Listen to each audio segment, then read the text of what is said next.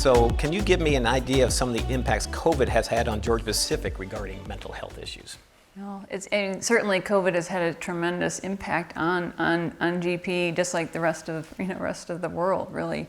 And it is interesting to think about it as it's a community health issue, and we're so used to personal health issues, but it's definitely been a community health issue that is really, again, we couldn't escape from it.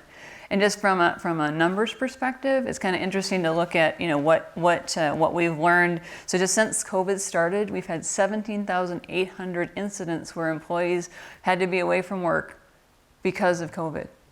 And you think about the trickling effects of that. And not only is there the stress of I'm not doing what I'm normally doing, there's also, that means that translates into like 160,000 lost work days, where we still had the demand to get a product to our customers, yet we had people covering for other people out of their normal habit, out of what their the resiliency really expressed by all of our employees is just remarkable.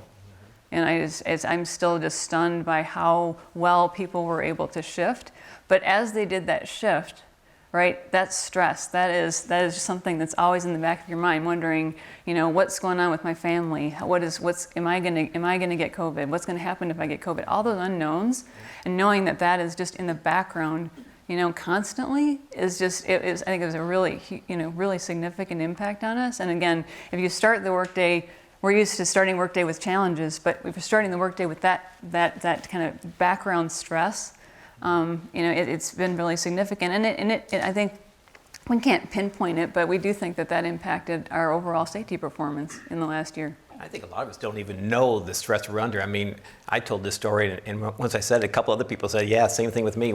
After I got my second vaccination, it was like a weight was taken off my shoulder. It was like, which I didn't know was there, right? I mean, it was such a relief, and that, in a way, that's kind of scary too, that I must have been under some stress from it, which I didn't even recognize I was under until, that was gone. And I said 2 or 3 other people have mentioned that to me as well. Have you heard anything similar to that? I had. I mean, I went through the same thing like myself. I had my second dose 2 weeks ago, and I was so excited, and I didn't realize why I was so excited, but it was really just that, the relief to know, and I actually, both of my kids were vaccinated yesterday, their second dose, and I was so relieved to know that my family I sent out a text, we're 4 for 4, and I was really excited. That's great. I mean, is that common that people don't even realize they're under stress sometimes? I mean, and that unknowing to them, they're suffering from some mental anxieties.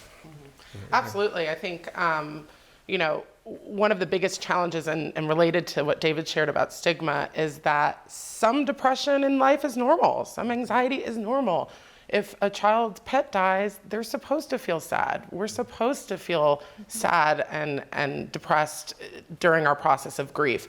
And so you pointed out a really great point, which is, when do we cross over that threshold of this is a psychiatric disorder versus this depression and anxiety is a part of life because I'm going through something?